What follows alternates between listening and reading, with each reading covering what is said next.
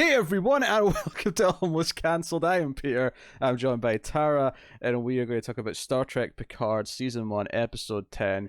It is called It in Arcadia Ego Part 2. So, full spoilers for the episode. So, we got a final episode, we got the season as a whole to kind of talk about and give our thoughts on. We'll get into it. Tara, I know, actually took down notes for this episode, which, I mean, I didn't do. I'm worried I've forgotten it all already, so you know what? You can keep me on track if I go off, I go just wrote veering off. things down that I, wanted to remember both for the pros and for the cons. But there's no such thing as a con when it comes to Star Trek. So I wrote a KAHN because I'm a nerd. I have a pro and a cons list. Can. Did you say con or can? Depends if I'm connecting with my Canadian roots, then it's can. Right. Okay. I say con. I just say can, which just sounds like I'm saying, can I do this? Which I guess people would be upset with, but hey, it's how it comes out my mouth, and people just have to accept that. So this episode had some good moments, I thought. There's some moments that even got me a little teary eyed. Which I'll Yeah, me too. well, yeah, but I mean that's like saying, like, is water wet? I mean, that doesn't really mean anything. You crying at a Star Trek episode. There's some good fist pumping moments. There was I got a little misty eyed at a part. Maybe not at the part that you think, Yeah. but However, this final episode just exemplifies the sloppy writing that this season's had, to a T. And Tara may not admit this on the review, but she was sitting listening things to me before we started of questions she had that she was left pondering. That's because we have 2 more seasons, for those questions to be answered. No. Not everything that feels unanswered is something that's intentionally left for. Like, it's the stuff that feels off because it doesn't feel like they've adequately explained something or adequately set something up. I suspect that we will have our answers, of course, in a year or so. The first thing that I have to point out, though, probably more than that now with the virus and everything being delayed, they can't have Patrick Stewart leaving the house. That's old. I did think about that, yeah. He said stay. We must protect him, though. So if it means, postponing the season 2, okay. That's so just kind keep of him in a bubble. That's so kind of you, Tara. Be willing to accept a delay. If they can just like green screen him in. Oh, they should just get Andy Serkis to play him. Okay. And then have Patrick Stewart dub all the dialogue. Yes, that would be absolutely horrendous, and you know it. So Serkis is not high risk. He could do it. He's not spring chicken either, though, right? He's like in his 50s now. Oh, he's fine. So, first thing I want to point out, though, is obviously we've been talking a lot this season, or I have at least the last few episodes, about Mass Effect and how it's kind of mirrored that. This episode made me think of something else. Maybe there was a moment that made me think of something else. So, first of all, one of the things that I hate about movies in the last like 15, 20 years is a trend that's happened. It's the blue light getting out of the sky trend. Hey, this one was red because it was evil. So okay, this one was red, but it's the same difference, right? It's a problem I've had. Like a red sky beam into a space butthole. We all saw it. Yeah. Yes. So many things have done this, so that just irked me. However, the actual space like portal itself, right, and what was coming out of it, it was like metal tentacles. I started giggling to myself because I'm like, this is just the Hellmouth, but in space with robots instead of actual like dragony tentacles. The Hellmouth, of course, from the hit television show Buffy the Vampire Slayer. Because when the Hellmouth when the Hellmouth opens with Buffy, it's like 3 heads. It's like kind of like Ghidorah-esque heads that come out, and this thing was like metal tentacles. It was kind of similar, but just more androidy. Well, the prophecy was that the sisters would open up adore. It's basically like a hell prophecy. It's the end of the world, Ragnarok style, Judgment Day, but they called it. I wrote it down. Gamagon. Yeah, but Also very, yeah, that's it. hell-like. We have to It talk. should have like hell whatever looking imagery. We have to talk about this scene actually because Narek and his escape from the android place ends up at the ship, right? Well, he ends up at first at the Borg cube and meets his sister. Also, the weird sexual tension between them still there. Like the way she holds the blade up to his neck and like says something. She doesn't Then know who first. Because then she turns him around and sees it's her brother and she hugs him, like in relief. yes, but there was still sexual tension after that. That's because she's a sexy evil person. She's always sexy, like Okay. when she does anything. All right. Fair. I don't know what this is like. Okay, I'm not at her level. Not even close. But like, I assume when you're sexy, like everything you do comes off as sexy. I'm not touching that. So, but Narek ends up at the ship where Rios and where Raffi are, and shows up to help. Although not before they're using the magic doohickey that the androids gave them. They gave them this like device, and they said, "Just you'll know how to use it when the time comes. It'll work for you. Use your imagination." And we see them repair like a cable, and Rios just kind of imagines the cable being repaired, and it kind of like builds it and does it. It's a Deus Ex Machina device. Let's call it what it is. It just we can do anything with this device. It's that easy. Yeah. I'm sure that'll be explained in season 2 or 3 how it works. Because, it's otherwise it could be a little borderline magic, but magic is just science that we don't understand yet. If we brought tools back to, ancient cavemen ancestors, they would think we were magic, right? I mean, I don't necessarily have a problem with the device itself. The sheer Stockholm syndrome you have, though, when it comes to Star Trek, is unparalleled. I don't really love this device either. It's a little too magic-y for me. Yeah, the faith you have in these writers, for some reason, to address this. Come on, writers, don't let me down. I understand, they have the positronic minds. They're way ahead of us, and they can create things that we can't even think about yet. But it's a little magic-y. I would like to point out that one of the producers on the show, in fact, the director of this very episode, was the writer of Batman and Robin. I just want to put that out there. I know. Akiva Goldsman. I saw his name at the end of the titles, and I was like, "Oh dear." Oh no. I think most of that, what made that movie bad wasn't the writing, but the direction. Batman and Robin? Definitely. Oh yeah, because the director decided on set on the day of, let's have a back credit card. Let's put Bat Nipples. Yeah. Oh yeah. Well, the Bat Nipples weren't the writer. What's his name? Not Schumacher. What was his name? Joel Schumacher. Yeah. It was Schumacher. Yeah, Joel Schumacher. Yeah, that was definitely Schumacher. That was his style, make everything campy. He was going for RoboCop and he failed, Okay.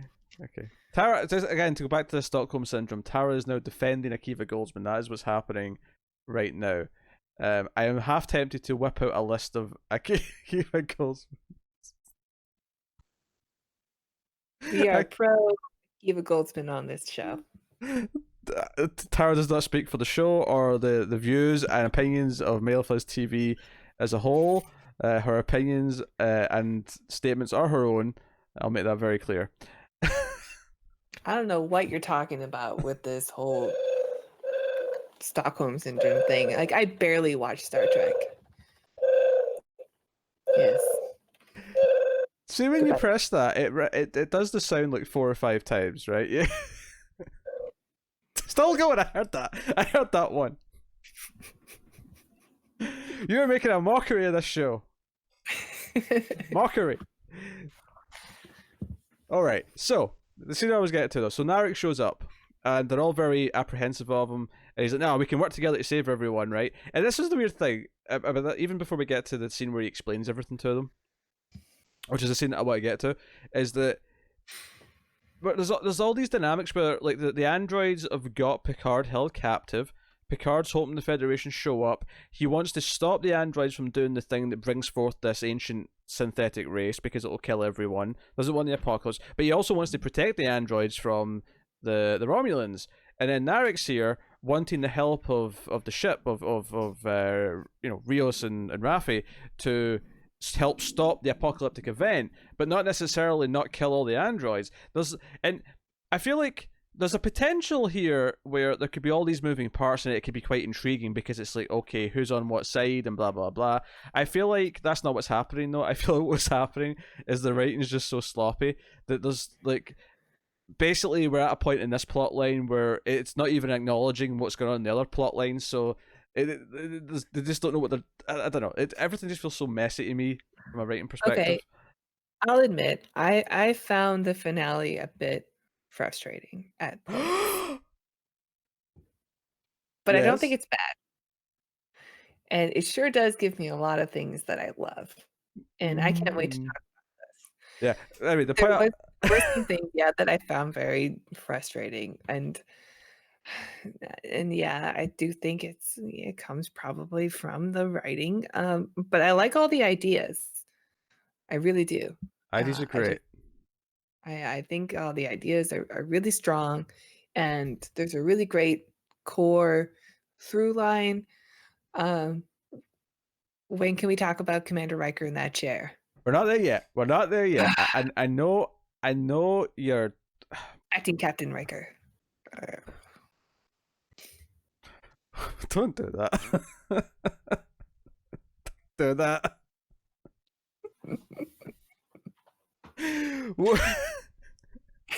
Do you know what? I was going to use some sort of euphemism there to tell you to calm down, and every single one I thought of was like, I can't say that on the show. Every single one was far too much. So I'm just going to refrain and say, calm down, woman.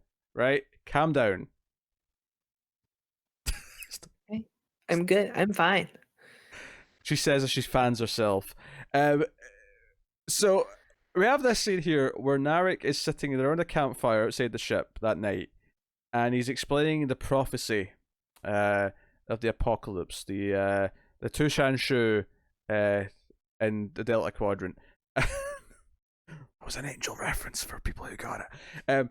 So there's apocalyptic prophecy, and I've sort of joked throughout the season that the Romulans have all these like words, and I took a little bit of time getting used to the Tal Shiar, and we got used to the Zat Vash. This scene, he dropped like 8 different like made up stupid words, like almost back to back. It was impossible to listen to him. What was that? I said all words are made up. I'm quoting Thor. Okay, fine. Yes, all words are made up. Technically, that is true. Yes. Okay, I followed along. The 2 sisters, they're going to open the doorway to allow the Chaladoon to come through, and one of the sisters has a drum that she plays on that's made out of the skin of children. And Gamagon is like their Armageddon. Yeah. So Gamera and Trigon, and then there's some drums. Yeah. Accurate. Yes. Fine. I made 2 references there, and I feel like there's people who are going to get the Gamera reference as the Japanese kaiju, and there's people who are going to get the Trigon reference as a DC Comics thing, as a Teen Titans villain. But I didn't get that one. But there might not be a lot of overlap between them, which I think is funny. So if you got both of those names, you got both of those references, take a point. You've earned it. You've earned a fuzzy. Yeah, you've earned some fuzzy credits. Yes. Which you've told me before not to say, but that's because it sounds dirty. It does. Congratulations. I feel like if I said to someone I'm going to give you a fuzzy, they'd get a restraining order put on me. I like parts of this.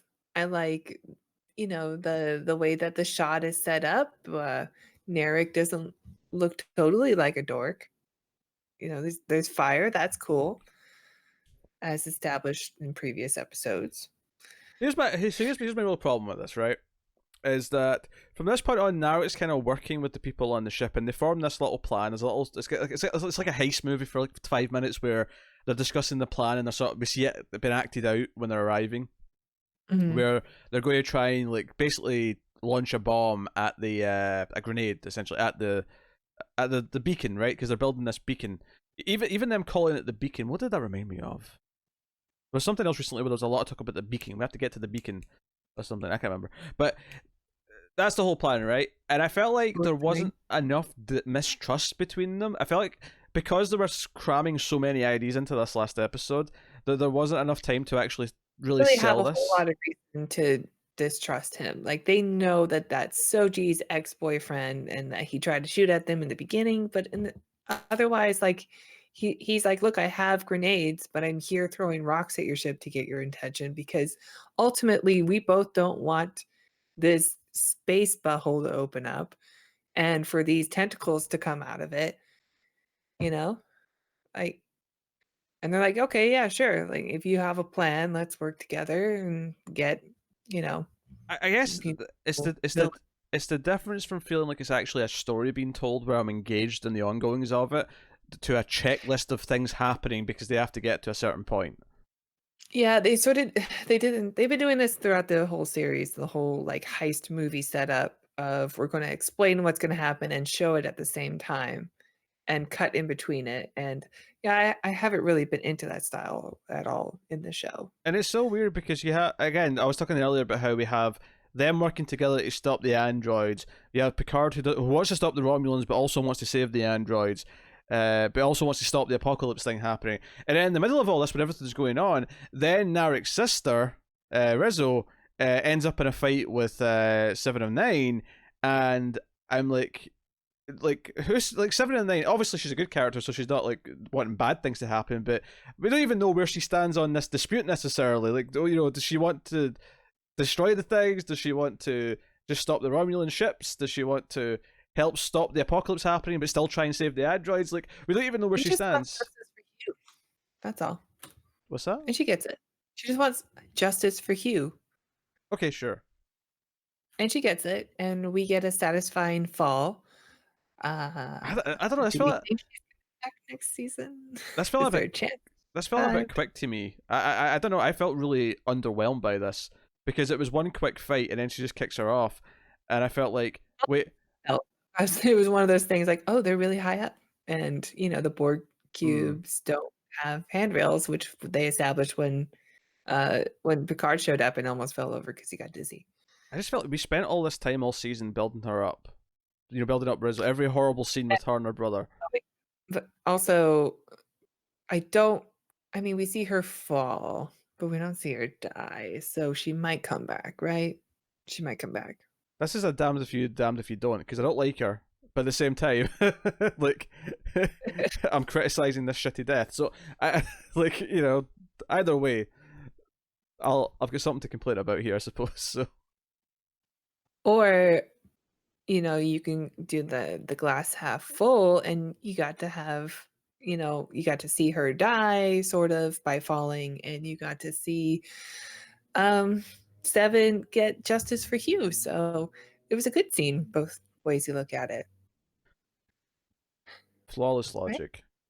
Right? Yeah, flawless. I agree. Yeah.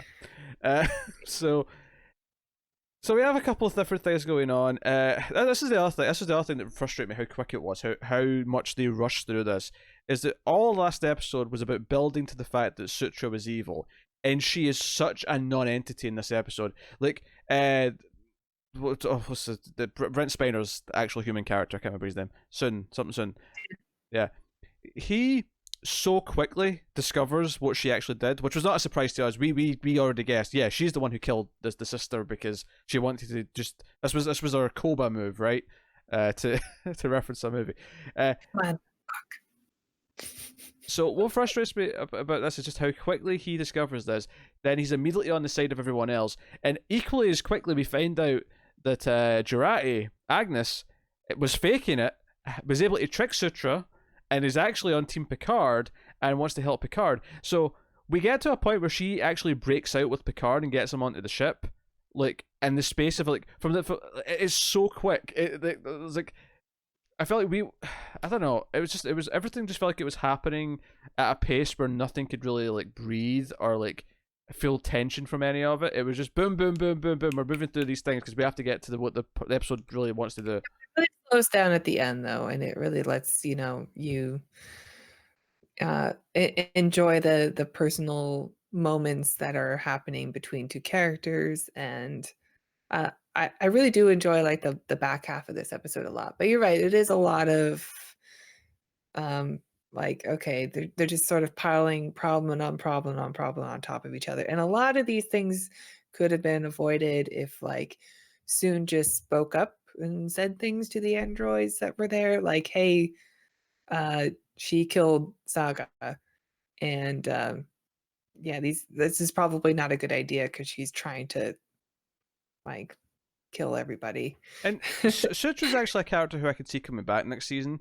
But it is kind of weird how we spent so much time on our last episode, and she's taken out by Soon by just like a button. He just presses a button, she drops down to the floor. Yeah, she's got a fail safe button, you know. The Yeah. same the Data had one too, you know, and Lore, they both have the little button on their side that makes them shut down. Oh yeah, I'm not critiquing that she has this. I'm critiquing that once that happens, we never see her again in this episode.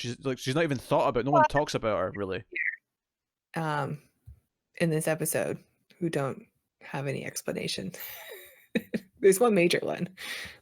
Well, what was the start of that sentence? I didn't get the first part. There's a lot of people who just sort of disappear. Oh sure, and yeah. Don't. It's yeah, there's a lot of weird things that they kind of just ignore certain things. I know you agree with one of the ones I had, which is at the end of the episode, Agnes is like just all smiley and happy. She's on the bridge with everyone else. It's like they're a crew and they're flying off into the sunset, as it were. And they all have matching calm badges now. It's yeah. all design. It looks cool, and they're clearly that they're all a crew. But I'm a little confused as to why Agnes, the murderer, is there. Yeah, she was still supposed know if she's been forgiven. She was still supposed to turn herself in for killing, even though Picard understood like she was kind of influenced by and all these other things. It was still understood that she was, and if that had changed, we kind of needed to see something showing us that. Yeah, or like at least have some kind of pardon from Starfleet for it. I mean, Starfleet was there; the whole like armada was there, like, and we didn't get anything that lets us know why she should be forgiven now because she murdered an innocent man. I think retroactively I have a complaint actually about last episode. What's that? Is that I think the whole wait for will the Federation show up or not to help, right? I think, and that as an idea is really good. The idea of like Picard having faith in the Federation to maybe show up and save the day, and then eventually them doing so, that is a really good idea. I think it would have been better this episode if the speech that he gave to the Federation asking for help last episode was more prominent and had more of like a real speech to it. You know, like if that was like a big scene last episode where he really pleaded for help. He tried, but he got cut off by what's her Admiral face who likes to swear at him. All right, yeah, sure. But I feel like that like potential of waiting, like are they going to show up and help or not? Because again, it almost felt like not an afterthought, but it felt like it wasn't just at the forefront as much as it should have been throughout the episode building up to that point. So it didn't feel like as much of a big deal as it should have once they did show up. When he's on the ship with Agnes and she says, signals coming in or whatever, and he's like, "Oh, I hope it's Starfleet," and of course it's 218 Romulan warbirds, which is kind of overkill, I think. Yeah, Picard does pilot the ship. The main theme plays as he's lifting off and all the rest of it. And then she brings up the Picard maneuver, and he's like, "Yeah, I convinced that ship that and it wasn't the Enterprise, it was the Stargazer. I convinced him the ship was in two places at once, but that won't work for our entire fleet." And she has an idea, and I have to actually reference another show that she's in right now. Alison Pill's also in Devs, Alex Garland's show, and it's really funny at this moment because she does this thing where she's got the little doohickey, the magic doohickey, and she's like, "Hey, I can do this," and she makes her face like appear like and like like 50 places all over the screen, and she sort of got this big cheesy. It's a funny little moment, but it really made me laugh because in this week's episode of Devs, there was a very similar visual of multiples of her on the screen at one time, and I really laughed out loud at this because I'm like, this is so weird. This essentially the same moment is kind of. I mean, it's not the exact same setup, but it's a different reason why we're seeing it in that show. But it made me laugh all the same. I'm like, this is like her thing now. Is Yes, yeah. It would be the same week that you would have that. yeah. It'd be one thing if it was like, like it was like 5 weeks ago, but no, it was the same week. This kind of same visual happened in both shows. Very odd. But anyway, so yes, Have a device that can do anything apparently. So we'll see what its limitations are. yeah, because at first I was thinking it's just a device that has nanobots in it that can repair things or can build things, and it's just a tool in that sense. But that doesn't explain why it can create holographic images of the ship like over all these places. I mean, she still says you need to have this type of equipment in order to make that kind of projection, and then is able. I assume that little, magic wand made that piece of equipment that she needed to do the projection. Yeah. But that's the thing, though. It's a completely different type of task to the first one. Well, I mean, no, because the first one was if we had this, then I could imagine it being repaired. So it still repairs a piece of machinery, and she creates a piece of machinery. Okay. I see what you're saying. Okay. All right, so Picard sort of faces the fleet on his own. Commodore O is demanding the death of everyone on the planet, doesn't care, just wants them all dead. Yeah. I feel like this is the time where you're going to go into your little rant about what she says. Okay, yeah. I don't love the O stuff. I just she has 218 ships. We know that the planet only has I guess as far as we know, there's only one civilization on here of these things that she needs to destroy. And there's like 50 of them. Like you don't need 218 ships against that. I mean, okay, maybe if she summons the thing from the butthole, like she'll need all those ships, but any like one warbird with one torpedo would annihilate this whole town. Instead, she has to go through her whole prepare to I don't know, prepare to like execute Order 66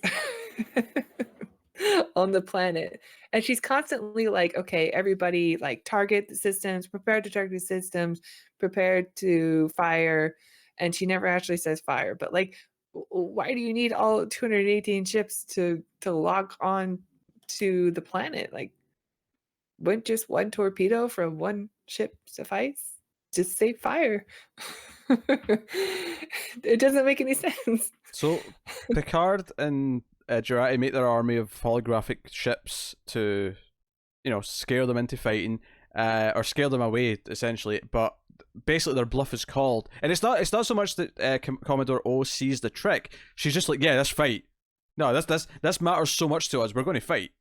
Like, yeah. So Picard's in a bit of a pickle there, but that's just about the time when the Federation does show up with hundreds of ships, led, of course, by one Commander Riker, or Captain Riker, I guess technically. Captain Riker, yeah. Yeah. In the uniform, giving it orders, talking about weapons hot, shields full, and things. He's saying all these Star Trek lingo. Yeah. So hey, it's a lot. I love that the main music plays too when all the ships show up. Yeah, so it's probably the most we've actually heard of the next gen theme. Yeah, definitely. So that was a nice moment. I was into it. But Picard's getting sicker at this point, and he demands that Jurati dose him with something, even though it'll probably speed up his death. It's just so he can stay active long enough. But honestly, the best idea and the most Star Trek-y idea of this episode to me is when he actually has to try and convince Soji to turn off the beacon. And because earlier on she said that, we never have a choice in anything. Us Synths never have a choice. The organics have the choice and we don't. And Picard's like, no, you thinking you don't have a choice is a lack of imagination. You do have a choice. So he convinces her in this moment, I've saved you so you can choose to save us. And this speech is the best part of the episode.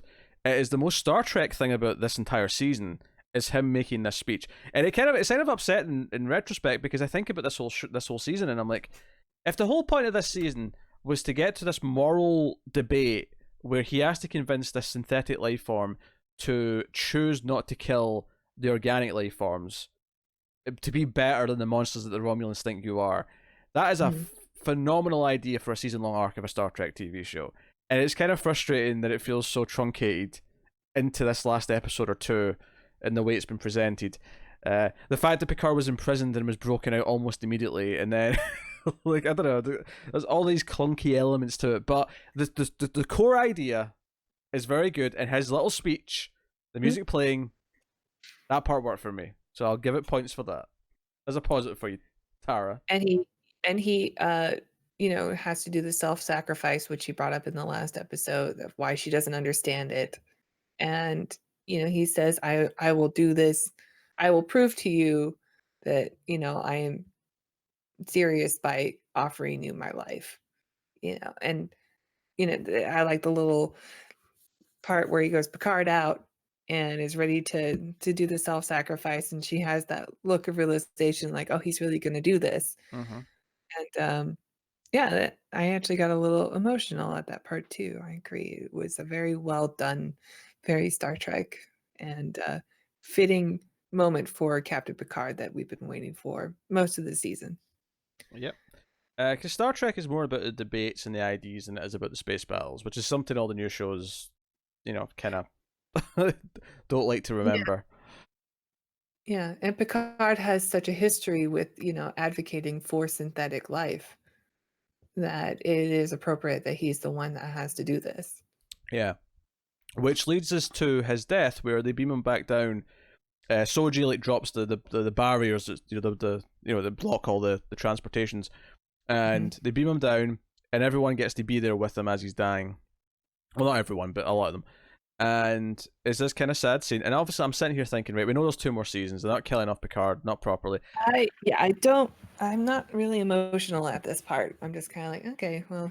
Yeah, it's because obviously, we know what's going to happen. Yeah, it's because we don't buy it.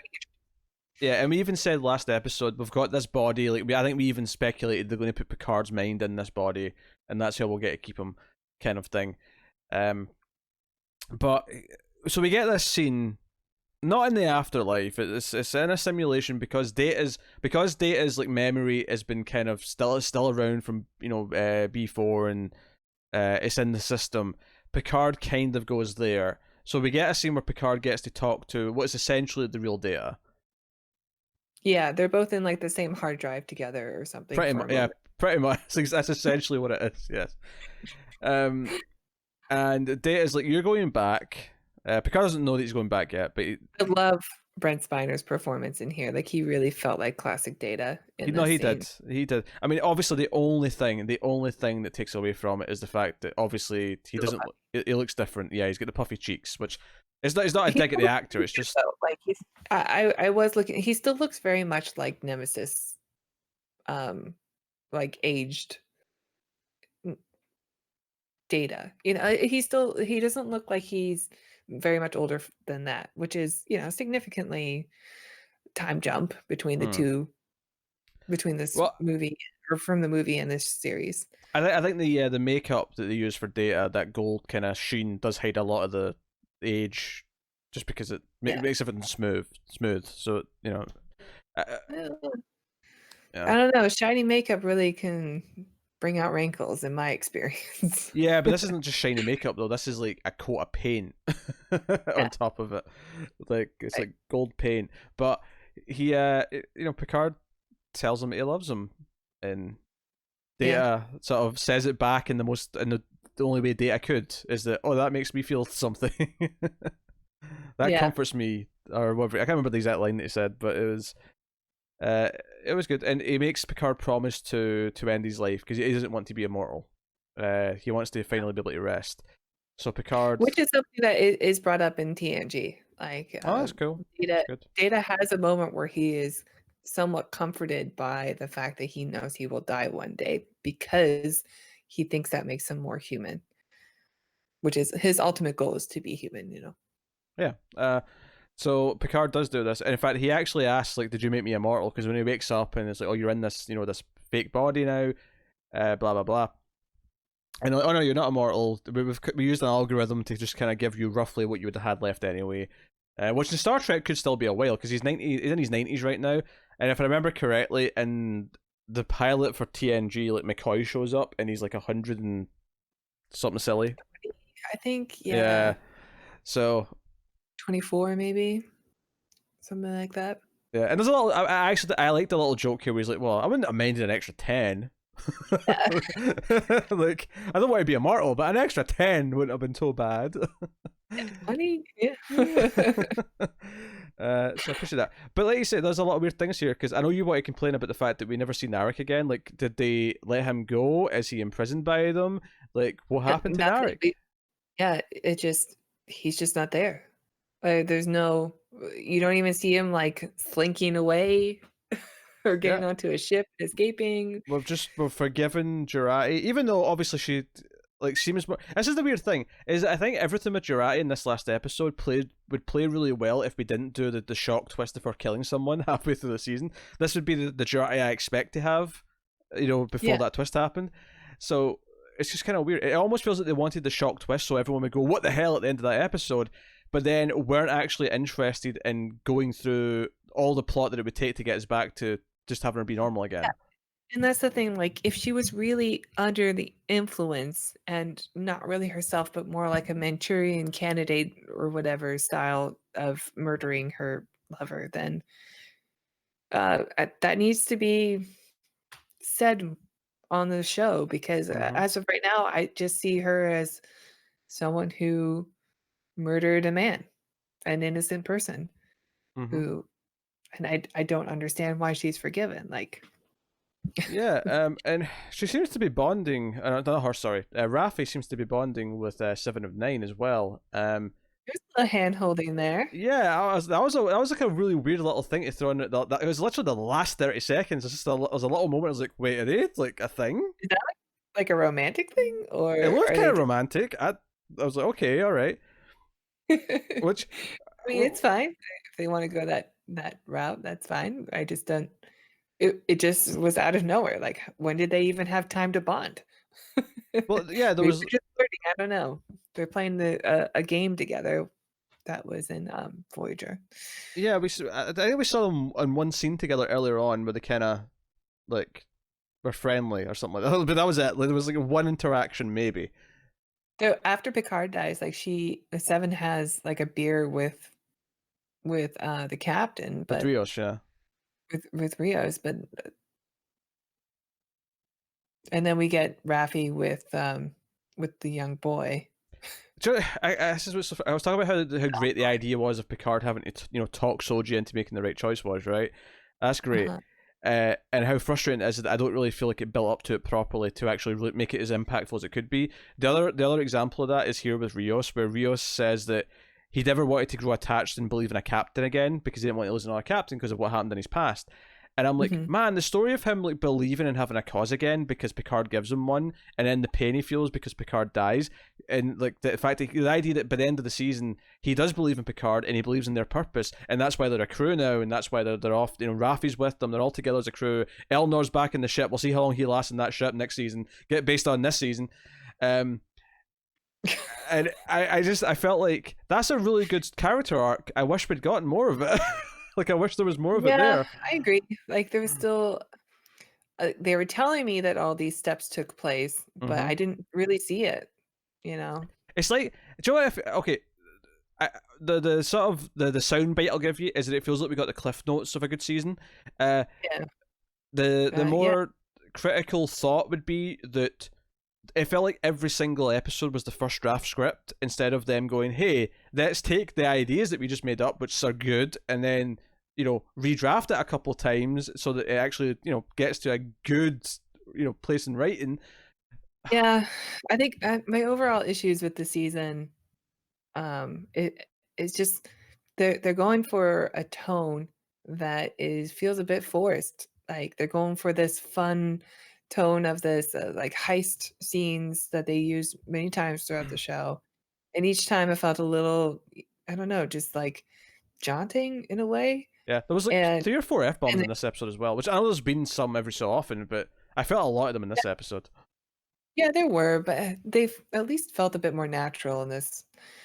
Maybe because there was just more of them, so it was like, Maybe "Alright."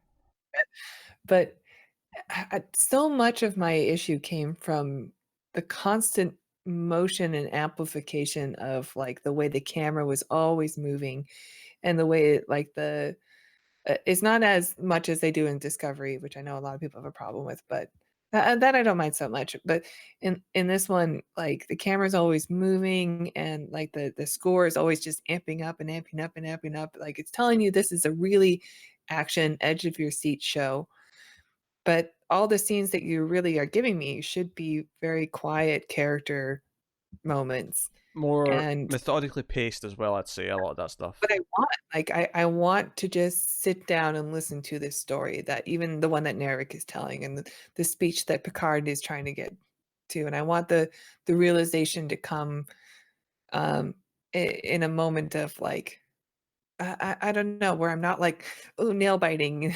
Are they gonna realize?" Just wanna be like, "Oh, I get it. They get it." There it is. Like, and I don't know, like, the show is trying to be so, um, fast and Well, Jonah is yeah, essentially what we're describing here is that it's got Star Trek IDs in there, and what we want is a Star Trek show. But for some reason, the director and the editor are determined to make it as un-Star Trek as possible. Because you go back and watch Next Gen, it's not quick cuts. It's like the camera stays in place for a long time. It's very very slow, and it's this editing style. It's just the way it was shot. And I'm not saying you have but to do that exact thing the again. show well, the important thing in that show is the dialogue, and is the conversation and the arguments, and this show has that too, but they just keep jumbling it all up, and I don't know, I feel a little cheated, that I didn't get the show that was, um, that's really there, you know? Like, they're telling me that Rios has this arc, but I didn't see it. Like, they just told me that Mm-hmm. it was there. And yeah, I hate to say it, but I am a little disappointed. This is so exciting. Tara's finally seen the But light. it does end on a high. I love the scene between Picard and Data. Like, especially, I really do love Nemesis. I think it's a great movie. But much like Tasha, I think Data deserved a better send off. And this send off was very emotional. And I love that Picard was there with him. And it really was Data, like, that is Data's mind in that Mm-hmm. machine. And Picard is really there with him having this conversation, and it was emotional to see Data age like that and die and know that now he's gone. That was really good and really satisfying. And, of course, I love seeing Riker in that chair. If they freaking mention any more Star Trek spinoffs and it's not Captain Riker, I am gonna write some letters, handwritten. I mean, I'll go old school. I think it's just down to like, does Frakes even want to be the star of a show? I feel like he likes directing now. I think that's what he likes Did you doing. not watch that scene?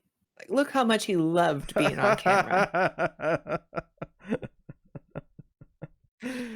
Oh He's dear. made for that chair. He's made for that uniform. Hey, I would take it. See if you have to do a thing where like his family's on the ship. Not I don't really care about Troy, but I'm thinking his daughter was really fun. I could see like having a fun, like we could finally do like a good kid character on a Star Trek show. Make up for Wesley all these years later. Hey, I don't mind Wesley Crusher. Of course, when it comes to the ladies, is in complete control. Clearly. Obviously. Yeah. Yeah, no, it's there's so many. I mean, I hate to like sort of say the same thing again, but ultimately, all the complaints we're having here mostly come down to one thing, and it's poor writing. Like That's what it is, and to an extent, poor direction. Because what you were talking about before with all the quick cuts and all the camera constantly moving, it needs to slow down. It needs to have an ebb and flow. Because even something that's a lot of action will still slow down every once in a while to breathe, like that. Whereas Picard feels so hell bent on having this adrenaline like all the time, and the problem is when you have adrenaline all the time is that you start being numb to it, and it just feels like you're rushing through everything instead of actually, you Right. And the scenes that we really like in this episode are the slow ones where yeah. it's just, okay, let's have a quiet moment between Data and Picard. And yeah, I love that scene. Yeah, it's so weird, like because I love that the TV shows have become more cinematic. I love that they get to have like different aspect ratios. Picard's in 2:3:5 to 1, and it's great. But I feel like sometimes though you get certain like filmmakers that, and this feels like a weirdly arrogant thing to say, but I do genuinely think, and I think this shows an example of some filmmakers who think cinematic and they think of all the wrong things. Like they just overdo everything and they think that's cinematic. No, cinematic is a case by case basis on the material you're making, and just doing constant cinematic things makes it uncinematic because it's just constant flashiness and nothing really resonates. But that's a whole. I will say I'm pleasantly surprised that Tara is acknowledging some of the bigger critiques here in this finale. Yeah, I mean, it's not without it's, cons. So what you're saying is this season, and certainly this finale, is in fact not a 10. Oh no, it's a 10. I rated it 10. Oh my god, how can this still be a 10? Well, I love this world and I love these characters and I got more of it. So it's a 10 out of 10. That's just how it works. And I am encouraged by a lot that's in this series. And my brother is a huge Star Trek fan, and mostly of the Next Generation. And I haven't heard from him in a little while. I was wondering if he was still okay. And he texted me on Thursday and was just like, Picard was a really great series. Like, I love the finale. It's like, oh, that's awesome. Like, I was really excited to watch it. And I'm glad that he is a big fan of the show and he really loved it. So uh, I'm happy that there are fans out there who really got a lot from this and really, really loved it. And And I do really love it as well. I know that, maybe it's just taken a season to find its voice, like a lot of Star Trek series do, if not all of them. And hopefully next season, it'll be a little bit smoother. yeah, but it's kind of sad though. You have to get to Edison. Go, well, I hope next season's better. Like, I mean, it's kind of sad that that's a sentiment because I mean, it's here. Like, there's a lot in here that I really love. I love the whole storyline of the AI, and the mystery was really cool. I like the mystery box element of it. I like speculating every week. That was fun. I like all the new characters. I really do. I just to be fair, I like most of the new characters. I mean, Narek can piss off, but well, he did. He's just gone.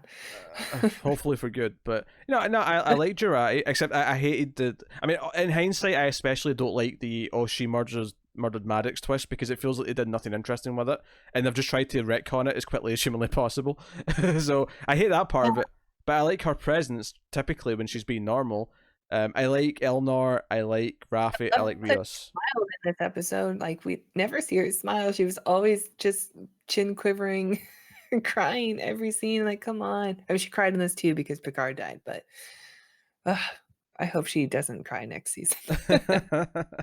Yeah, like, I feel like there's good elements. There absolutely is. But I want to make something clear though. I want to make something clear because I feel like there's two things I want to just separate because I feel like they're going to get mixed together, and people are going to think my only complaint is that it's not Star Trek enough, right? That it's too on Star Trek.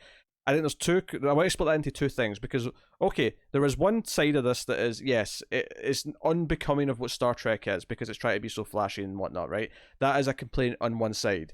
But I also want to make clear, though, that could still be true, but it could just be great anyway because it was just great, right? And be its own thing. But I might make it clear that the way that it does the fast-paced action, the way that it does its flashiness, is also bad. Which, so I think there's just I want to separate and make sure there's two distinct things there that I'm talking about. We haven't really talked about how do we feel about Picard being a synthetic now? Like it's kind of cool that he would end up being after fighting for the rights of synthetics, you I know, I think after measuring a man. that's the one thing that makes it not feel really weird, is that Hmm. thematic idea that he spent his entire career since at least early next gen, like defending the rights of synthetics and sort of becoming essentially what Data was in a way, that there's a nice kind of roundabout sort of thematic closure to it. Obviously, it's not done yet, but I think that's cool. We found out the synth band's lifted, by the way, because Soji's back in the ship with everyone. Because Yeah, this was the other thing I felt was weird as well, is that she's going with them, and there's like a quick line of dialogue which is like, "Well, I found home, but I'm a traveler, so I'm just going to come with you guys." And I felt like, you know what, I get that she's going to be part of the crew because we built her up as a main character, but you could have just have her stay in the planet until the start of next season, and then have a reason for her to join then. So that she spent some time with her, her beings that she came from, then maybe get to know them a bit. Or, I don't know, whatever. But so that's worth mentioning. And obviously he ends with saying engage. I mean, it's fan servicey, but I smiled at Alison Pill saying "make it so" when Picard was I like did saying his too. plan. Yeah, It was, because it felt like it she's was. a good actress. I like Alison Pill. I like Alison Pill too. I felt like it was a like annoying thing. I don't just mean in the writing sense. I mean the character herself knew she was saying one of his lines. It was an intentional little wink, wink to him, rather than just being a wink to the audience. Because I think that's when it feels cheap. Yeah, I agree. So I think that's why that worked fine for me. But yeah, really messy. There's so many character arcs and stuff that feel like we didn't even get the arcs. They just kind of happened, and we're told that this is where they are now. Yeah, Rizzo was another one where I just like her what was her point other than to be sexy evil girl?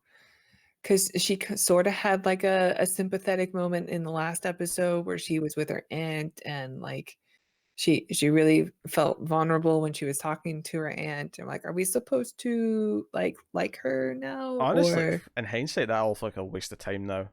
Like uh, I feel like her entire character exists for no other reason than so Seven of Nine has like an equal to fight in the finale. yeah, I guess so. Seven of Nine needs a sexy woman to fight, so there's an equal, if you will, in the finale. Yeah, they even acknowledge it. Yeah, there's even So it says you're a very attractive woman, and then she gets pushed off the side of the Borg. yeah, there's even dialogue referencing it, which is like, "Oh, you could be very attractive if you weren't such a filthy XB or whatever she says." Something like Yeah. So, like, I don't know. It felt a bit weird to me, and if it felt like if that's all she was really there for, I mean, maybe her motivations for Narek is also a thing, but that stuff was so painful to sit through that I don't even care. Like, maybe she falls, and maybe there are Borg there that are activated that save her life by making her part Borg. I And so think or the next season she'll come back as like a Borg queen. I think you could cut out both Narek and Rizzo, and this show would do nothing but improve, because it would give more time to the other things that we want more fleshed out. And I don't think you need them. I think you want the Romulan army coming at the end. Don't get me wrong. You want that because you want the sort of standoff in two fronts, because that's a cool idea, right? And heightens attention. 118 warbirds. Maybe not that many, but you need to, like, you have that army come up so Picard can do his like sort of one man standoff, and that can be really inspiring and show Soji. But I don't think you need these like Romulan characters the way that we have done. And also, hey Gus just wandered in the door behind you. It was this little cat cameo, a catameo, if you will. That was terrible. I know. Yeah, no, I know. I regretted it as soon as I said it. Mistakes were made. Okay. So, but like, I feel like you could take out those two characters, especially Rizzo. You could take out Rizzo, and it would affect nothing. Narek could still be Narek, but I also like Narek more if Rizzo was, because she really brought down those scenes. And I agree. And then you could take out Narek as well. I think for the most part, obviously, we take away like Soji's weird relationship with him, but I think that would just benefit. Like, what if this was just about her finding her home and like, I don't know if we need like actual other maybe Commodore O, so there's someone giving orders. Like, it could just be like faceless Romulans coming for them throughout Yeah. the season. Or maybe she like is accidentally fulfilling the prophecy or something, and she's unsure why she's doing these like terrible things or something. Yeah, Because she's programmed, she's not really in control. It could be something like that. yeah. Also, Yeah, Narek would have been better. I didn't really mind him so much in the last few episodes. In the beginning, I had a really, it was a struggle, but I think so much of why I don't like his character is because of his sister. All the scenes with her really brought him down.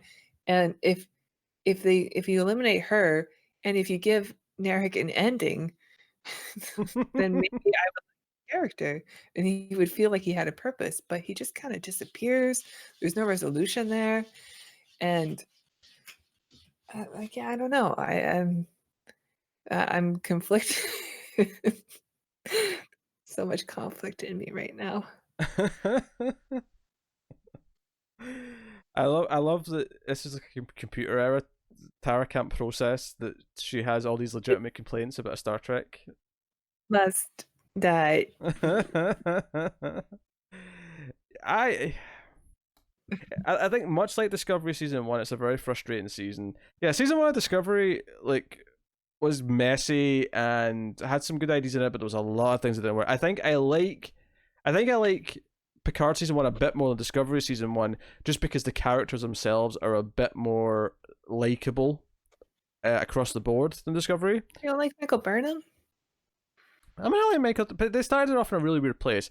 Like, I think season 1 of Discovery, I came out of that really liking Tully, Yeah. and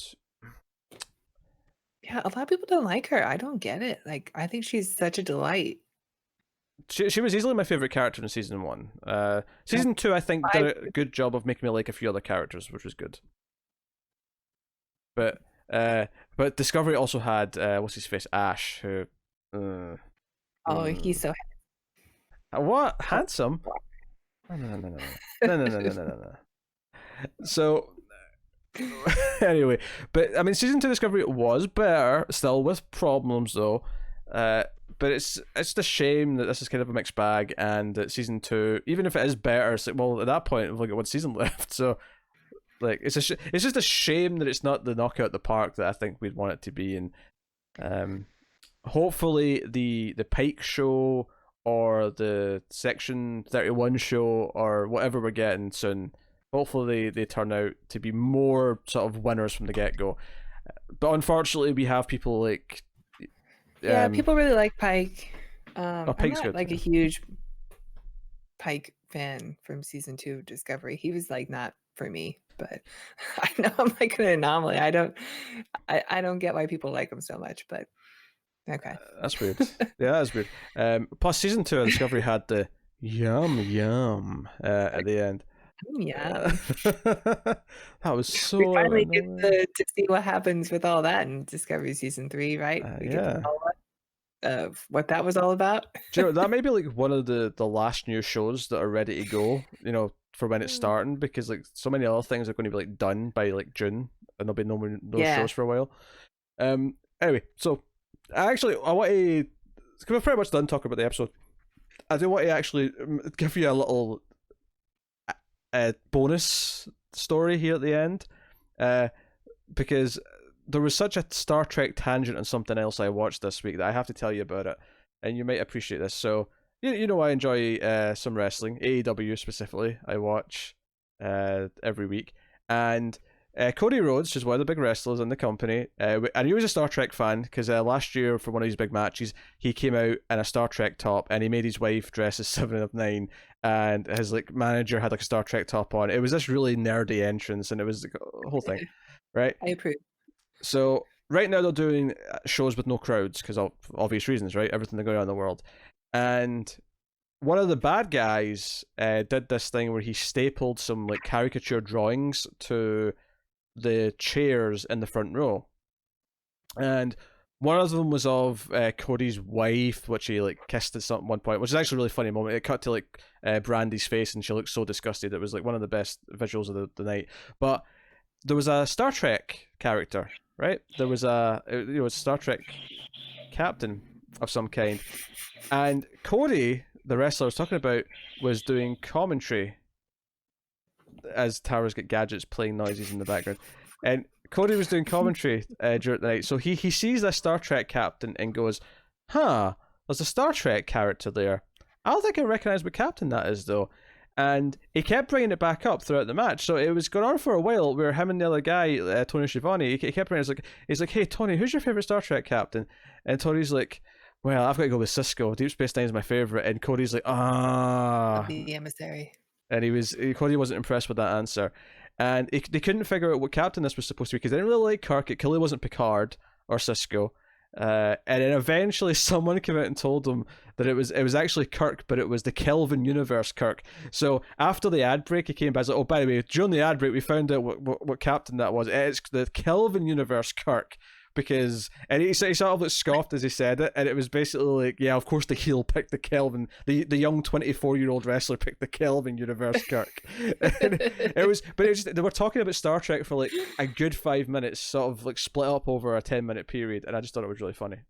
So I thought I'd mention it. I wasn't expecting so much Star Trek talking about wrestling this week, but it was. Yeah. So good story.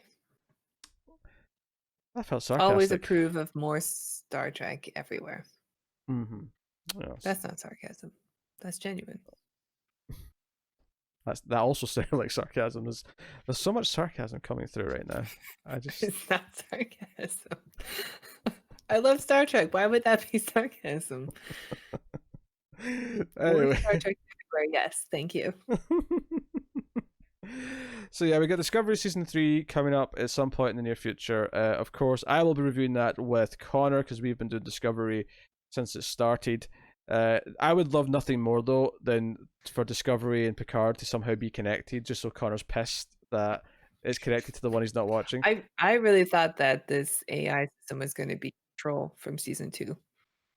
I mean, I feel like we're just seeing the last of it. I feel like they set this up and because we got that one hint of the tentacle, like, you know, the metal tentacles coming through the portal, but I'm like, nah, we're going to see more of this at some point in the future. There's no way this is the last time we hear about this. Yeah, maybe this beacon was enough for them to come out, you know, and find where it was and save them anyway. So they're coming the long way. Now they have to actually travel here. So they're coming the long way. It's like when Q introduced humans to the Borg, and now the Borg know that humans exist, and they're going to go find them. Yeah, exactly. The Delta Quadrant. They're going to travel to the Alpha. Yeah. So yeah, people are making fun of me. I was really, really expecting Q to show up in this episode. By the way, when Picard went into that like dreamlike world when he died, I really thought Q was going to be there. Okay, well, I guess in that case, I know Q doesn't die now since Tara was expecting that he might show up. So, well, he's a godlike being. Why would he die? I mean, that's a fair point. But I don't know which stories they're going to do in Next Gen, past where I am. Yeah, Q shows up in Voyager. Really? But not in any of the movies, but I've always sort of expected him to show up again. Interesting. It's worth mentioning, obviously I've said this every so often with these reviews, but me and Connor are working our way through Next Generation right now. We did the original series. We're on early... we recorded episode 6 of season 3 of Next Gen just this week. That went up early for patrons today. And because of what's going on, and because our TV is going to be running out, we're actually going to be switching to 2 episodes of Next Gen a week, starting in the next week or two. So if you enjoy our Next Gen discussions, you'll be getting them twice as fast, which is cool. People can enjoy that. So that's good news. As far as Tara doing TV goes, nothing lined up after this for a little bit. I'm sure there'll be something before too long, but she gets a little break from doing new TV for a while. She's still doing Twilight Zone, of course, classic episodes every week, and she's on the Sci-Fi Movie Podcast, the Atomic Cinema Experiment that we do together, but no new TV for a while. But I'm sure HBO will give us something at some point later in the year. I didn't want to do Picard. You told me I had to. Yes. Well, Car didn't want to, and you were the obvious fill in for it.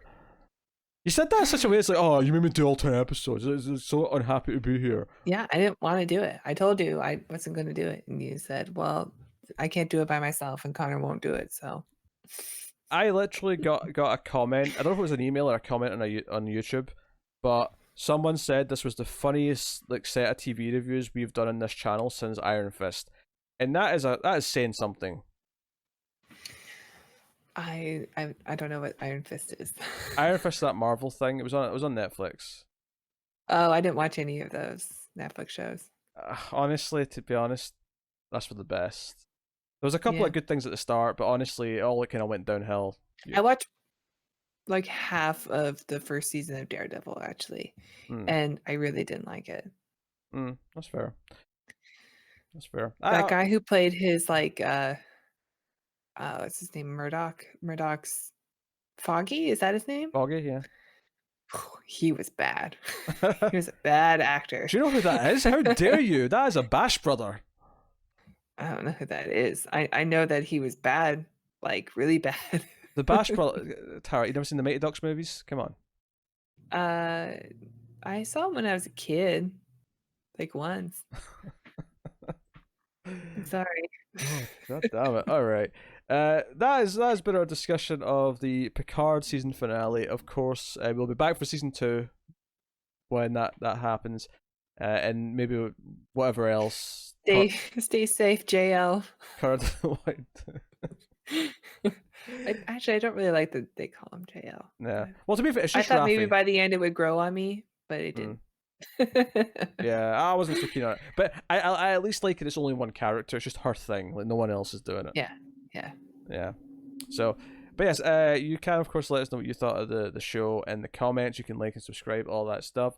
Get us on the Twitters at mail_fuzz for channel updates. Check out the stuff that we mentioned. You can support us, of course. Tara, how can they support us?